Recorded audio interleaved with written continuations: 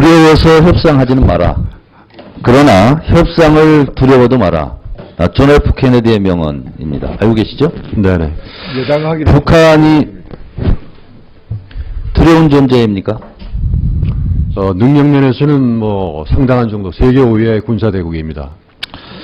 자, 그런데 헨리 키신저 전 미 국무장관은 또 이런 말을 했습니다. 북한은 작고 약한 나라다. 인구도 적고 땅은 좋으며 경제는 최저 수준이다.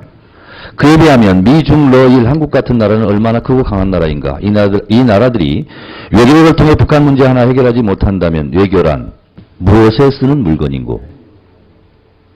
장관님, 지금의 한반도 이 평화에 대한 중대한 위협, 이 부분은 군사적으로 해결할 수 있습니까? 군사적으로는 이제 평화를 지키는 수단이고요. 네. 평화를 만드는 수단은 또 별도로 외교를 통해서 많이 해야 됩니다. 북한에 대해서 강공책이 성공한 사례가 있습니까? 없습니까? 성공한 사례가 전혀 없는 것은 아닙니다만 항상 그것은 충분 조건은 되지는 않습니다. 그렇죠. 없었습니다. 결국은 이 북한의 문제, 한반도 평화 이 위기의 문제는 결국은 비군사적, 정치 외교적으로 풀어야 된다는 그런 방향에 동의하십니까? 모든 수단이 적절히 혼합이 돼야지만 원하는 효과가 아니, 제가 나올 큰 방향 있습니다. 속에서는 동의하십니까? 안 하십니까? 저는 항상 수단들이 아주 종합적으로 잘 혼합이 된다고 저는 보고 있습니다. 자, 이런 말도 있더군요. 얽힌 실달에는 당기지 마라. 풀어줘라. 그래야 풀린다. 그런데 개성공단을 폐쇄하고 이렇게 북한의 핵실험을 하고 한 것은 북한의 잘못입니다. 그러나 북한이 잘못한다고 해서 우리가 이렇게 강경 일변도로 나가는 것이 얽힌 실타래를 푸는 데 도움이 된다고 생각하십니까? 지금 개성공단의 문제에 관해서 저희 정부가 강경일변도라고 하기보다는 저희로서는 좀 최소한의 국민 안전의 측면에서 자, 좋습니다. 하고 있습니다. 자, 외교부 장관, 통일부 장관, 국방부 장관은 각각 역할 분담이 저는 있다고 생각합니다. 지금은 대화할 할 단계가 아니다. 통일부 장관이 며칠 전에 와서 말한 겁니다. 그러면 지금은 싸워야 될 단계입니까? 어떤 단계입니까? 지금은 이제 억지를 튼튼히 하면서 도발이 일어나지 않도록 억지를 튼튼히 하면서 또 저희 외교부 입장에서는 일방 외교를 통해서 긴장이 더 고조되지 않는 방향으로 할 수 있도록 설득을 많이 하는 단계입니다. 실제로 국민들은요, 라면을 사기 시작했다고 그럽니다. 개성공단이 폐쇄되면서 전쟁 방지턱이 제거되면서 전쟁이 실제로 일어날지도 모른다 하면서 심지어 보수적인 정편들은 전쟁 시에 대피 방법 요령들을 지금 방송하고 있다고 그럽니다. 그러면서 지하철 환승역으로 가라. 장소가 넓고 깊이가 깊다. 그게 안전하다. 자, 이런 언론들도 문제가 있긴 하지만 어쨌든 지금 한반도의 전쟁의 기운은 점점 더 높아지는 것은 사실이죠. 그렇습니까? 안 그렇습니까? 지금 현재 긴장이 계속 고조되고 있는 것은 전쟁 발발 가능성이 있습니까? 없습니까? 아까도 말씀드렸습니다만은 전쟁 발발 가능성까지 내다보는 것은 너무 이른 것 같습니다. 그렇습니까? 네. 낙관하십니까? 낙관보다는 여러 가지 다른 가능성을 보고 북한이 있습니다. 한반도 한국 영공이나 일본 영공을 경유해서 미사일을 발사한다면 한 발 더 전쟁 가능성 좀 높아지겠죠? 미사일 자체를 가지고 전쟁 가능성을 운이하기에는 조금 이른 것 같습니다. 좋습니다. 장관께서 그가 하신 말씀이 국민을 안심시키는 말이 되기를 바라고, 그렇다면 국민들이 안심할 수 있는 근거들을 정부가 좀 마련해야 되지 않겠습니까? 정치적 고려 없이 초전 개입하라. 저는 초전 개입을 초전 박살내라. 이런 뜻으로 해석했습니다. 매우 부적절한 대통령으로서 국군 통수권자로서의 부적절한 발언이라고 생각하지 않습니까? 저희는 2010년에 그 북한에 2번에 걸친 중요한 도발이 있었기 때문에 절대로 그러한 사항을 용납해서 안 된다는 아주 확고한 그 의지가 있습니다. 자, 외교부의 역할을 주문하면서 제가 말씀드리겠습니다. 시진핑 중국 주석이 이런 말을 했습니다. 북미 대화 해라. 그리고 북한 자제해라. 이렇게 얘기했습니다. 북미 대화를 할 필요성이 있습니까? 없습니까? 제가 이번에 미국에 갔다 왔습니다만은 그 미국 행정부 입장에서는 북한이 비핵화의 진정성을 보이거나 또 신뢰를 구축하는 그런 것이 없으면은 현재로서는 그 대화를 하기가 상당히 어려운 분위기다라는 것이 지배적입니다. 자, 박근혜 정부에서 한 가지 다행스러운 일은 이명박 정권과 달리 선비핵화를 주장하지 않고 있죠. 저희는 비핵화 노력은 계속 하고 있습니다만은 꼭 비핵화에 연결되지 않은 부분도 있습니다. 그렇습니다. 네. 그것은 대단히 저는 잘하고 있는 일이다 이렇게 생각합니다. 그리고 한반도 신뢰 프로세스라는 말도 잘했다고 봅니다. 자, 그런데 한반도 신뢰 프로세스가 조건 없이 대북 인도적 지원을 한다고 해서 신뢰가 쌓인다고는 저는 보지 않습니다. 저는 정권의 이익보다 민족의 이익을 더 앞세운다면 정권의 자존심은 조금 죽이더라도 먼저 대화의 손을 내미는 것이 그래도 북한보다 강자인 우리가 취해야 될 태도가 아닌가. 저는 국방부에서는 그렇게 못한다 할지라도 적어도 외교부 통일부에서는 우리 그래도 대화하자라고 먼저 손 내미는 것이 저는 굴복이거나 굴욕이거나 이렇게 생각하지 않습니다. 어떻게 생각하시죠? 제가 오늘 보고서에서 말씀드렸습니다만 외교부는 그런 측면에서 각 주변의 그 많은 우방국들 또 동맹국을 통해서 북한에 대해서 강력한 설득을 하는 노력을 계속하고 있습니다. 자, 그렇다면 우리가 100번 양보해 직접 손을 내밀기, 대화의 손을 내밀기가 어렵다면 중재자를 통해서 하는 방법이 있지 않겠습니까? 저는 외교는 상상력을 총동원해야 된다. 상상하라 돌파하라. 이런 관점에서 봤을 때 지금보다는 긴장 정도가 낮았지만 YS 정권 때 지미 카터 전 대통령이 평양을 방문해서 어쨌든 정상회담 직전까지 갔다가 김주석 사망으로 이루어지지 못했듯이 저는 예를 들면 카터 전 대통령이라든가 지금 계속 얘기가 나오고 있습니다만 반기문 유엔 총장이 평양에 갈 수 있는 그런 루트를 우리 외교부에서 적극적으로 추진하고 노력하고 부탁하고 하는 그런 상상력을 좀 발휘할 때가 이제는 됐다. 너무 지금 몇 달 동안 긴장의 정도가 너무 높지 않습니까? 그런 노력들을 공개적으로 못하더라도 비공개적으로는 해야 되는 거 아닙니까? 많이 말씀드렸습니다만, 하여튼, 반기문 총장께서 나름대로 이러한 그 한반도 긴장에 대해서 많은 우려를 갖고 계시고, 또 나름대로 좀 생각하고 계시는 것을 알고 있습니다.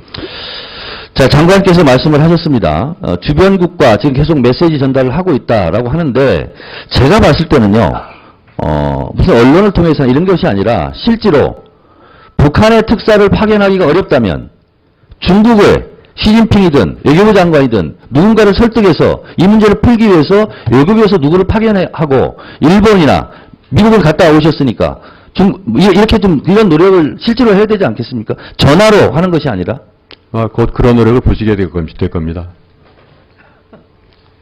아니, 지금도 늦었어요. 제가 봤을 때는. 제가 오전에 개성공단 CIP 갔다 왔거든요. 도라산 전망대 갔다 와서 참 마음이 찹찹해요. 미국이야 중국이야 다른 나라 문제지만, 그리고 중국과 미국이 개입을 해야 좀 더 원활하게 풀리겠지만 직접 당사자는 우리잖아요. 그렇지 않습니까? 미국에서도 그런 말이 있다고 그러더니 더 이상 이제 미국이나 중국 이렇게 의존하지 말고 당신들 자체적으로 한번 풀어봐라. 이런 말도 듣고 있는 이런 상황에서 그 사람들의 도움을 이끌어내서 외교적 도움을 이끌어내기 위해서라도 우리가 주체적으로 외교적 노력을 다해야 되지 않느냐. 그렇다면 전화 이런 거 가지고는 좀 부족하니 저는 중국에도 누구를 파견하고 일본에도 파견해서 그런 실질적인 노력을 국민들에게 보여달라 이런 겁니다. 네, 구체적으로 이제 밝혀질 수가 없습니다만 하여튼 그런 방향으로 노력을 하고 있습니다. 자, 그리고 또 한 가지 제가 이런 말씀을 드립니다. 지금 국민들이 그리고 우리 국회에서 또 우려하는 것이 실질적으로 지금 외교안보 라인에서 너무 본인 출신들이 강성 발언을 쏟아내고 있는 것이 사태 해결에 도움이 되지 않는다. 그래서 심지어 국정원조차 외교부는 외교부의 목소리, 통일부는 통일부의 목소리, 국방부는 국방부의 목소리를 따로따로 내는 것이 엇박자가 아니다. 라는 거죠. 아니, 싸우자는 사람이 있으면 말리는 사람도 있어야 되지 않겠습니까? 외교부가 그런 역할을 좀 해야 되지 않겠습니까?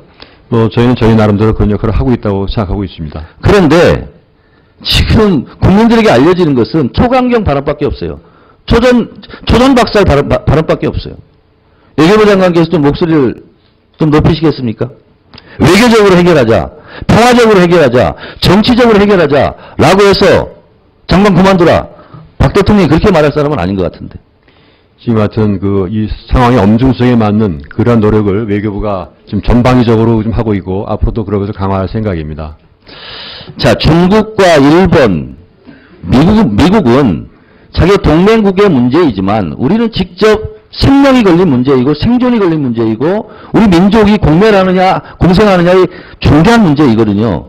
그래서 그 긴장도를 그리고 그 노력의 정도를 우리 정부가 미국보다 중국보다 더 많이 애절하게 애타게 해야 되는 거 아니냐. 그리고 지금 상황에서 대화를 할 단계가 아니라면 도대체 뭐 하자는 거냐. 국민들은 그걸 굉장히 궁금해하고 있어요. 장관도 답변하기 어려울 겁니다. 지금이 대화할 단계가 아니다라면 무슨 단계냐? 궁색하죠. 말하기 어렵죠. 대화할 단계입니다.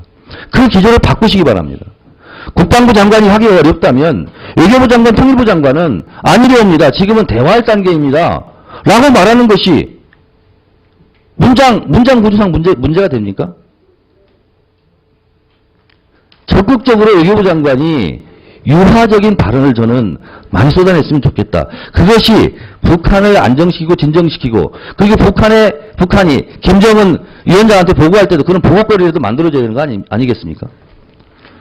그런 면에서 케네디 대통령이 쿠바 미사일 위기 때 했던 말을 우리가 새겨볼 필요가 있습니다.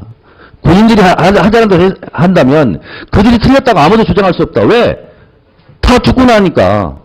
그럼 누가 무슨 말을 하겠냐는 거죠. 전쟁만은 막아야 된다.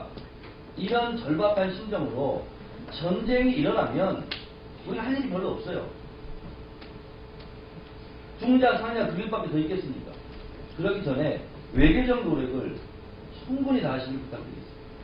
열심히 하겠습니다. 예, 정청래 위원님 수고하셨습니다. 장관님, 허준의 동의보감에 보면 동의보감을 썼던 허준 선생의 기본적인 정신은 이런 거였답니다. 통즉불통, 불통즉통. 통하면 아프지 않고 통하면 아프지 않고 통하지 않으면 바로 아프다. 이런 거랍니다. 통즉불통, 불통즉통인데 결국은 이 한반도의 위기 상황은 저는 총으로 푸는 것이 아니라 통으로 풀어야 된다. 이렇게 생각을 합니다. 그런 관점에서 봤을 때 우리 외교부의 노력은 더욱더 중요하다 생각하는데 참으로 답답한 것은 통일부든 외교부든 지금은 대화할 단계가 아니라고 그러니 그렇다면 총으로 해결하려고 하는 것인가 하는 것을 답답함이 있습니다. 박근혜 대통령이 대화의 대자도 꺼내지 말아라고 엄중 지시를 했는지는 모르겠으나 어쨌든 그런 만약에 지시가 내렸다면 그것은 박근혜 대통령이 대단히 잘못하고 있다 이렇게 생각을 합니다. 지금 한반도의 긴장 위기가 그 어느 때보다 높고 또 2000년과 비교할 것은 아니지만 근본적인 문제는 저는 일맥상통한다고 봤을 때 2000년 10월 23일 날 미국의 울브라이트 국무장관이 평양에 가서 김정일 국방위원장을 만났습니다. 왜 만났겠습니까? 북한이 그토록 요구하고 있는 체제안전 보장, 북미 수교, 북미 정상회담, 그에 따른 북일 수교 이런 거에 대한 일괄 타결 방식으로 결국은 울브라이트가 평양에 갔는데 결국은 부시가 엘고를 연방법원에서 이기고 대통령이 되는 바람에 바로 악의적 발언이 나오고 한반도 상황이 지금까지 왔다 이렇게 생각을 합니다. 그런 면에서 봤을 때 중국과 미국이 적대관계를 청산하고 수교를 맺고 우방국가가 되었던 것처럼 우리도 외교적 상상력을 동원해서 총동원한다면 지금의 국면을 못 풀 이유도 없겠다 저는 이렇게 생각을 합니다.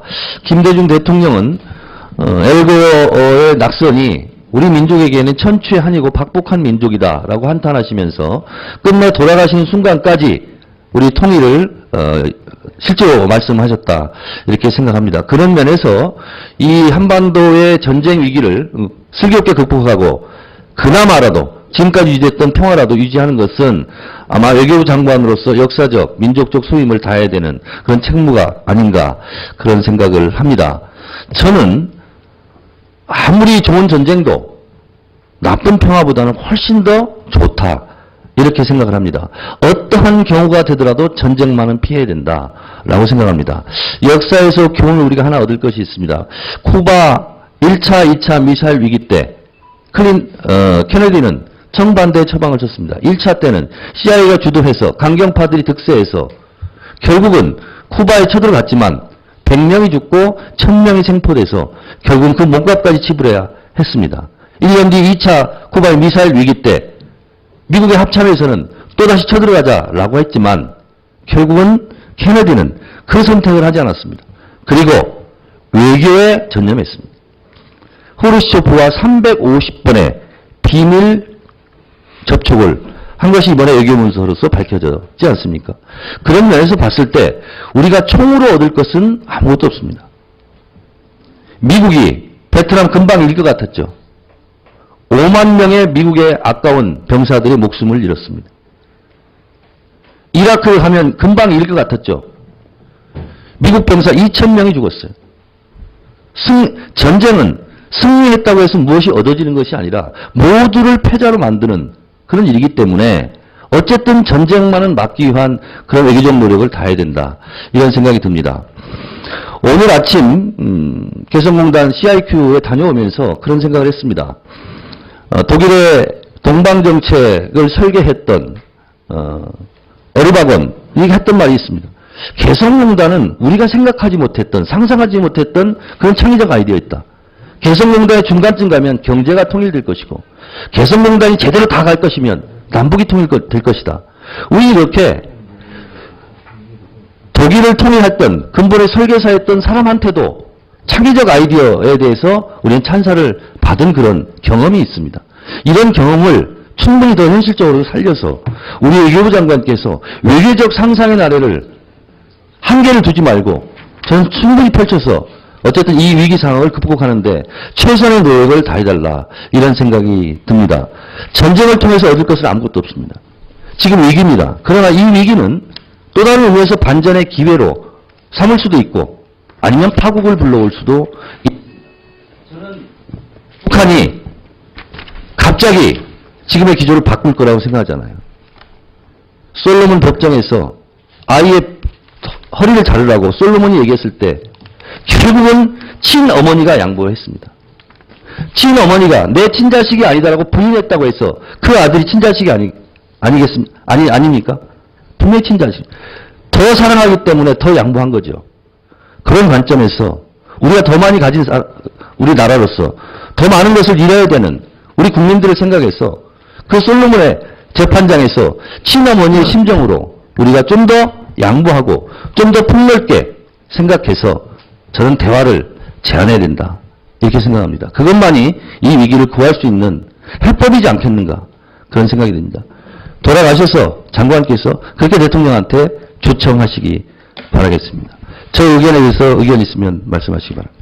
네, 아무리 어려운 상황이라도 위기가 기회가 될 수 있다는 말씀과 또 외교적 상상력을 발휘하시라는 말씀을 저도 늘 유념하겠습니다. 하여튼 외교부로서는 외교부가 할 수 있는 최선을 다해서 현재의 상황이 보다 더 안정된 상황으로 또 더욱더 개선된 그런 관계로 나갈 수 있도록 노력하겠습니다.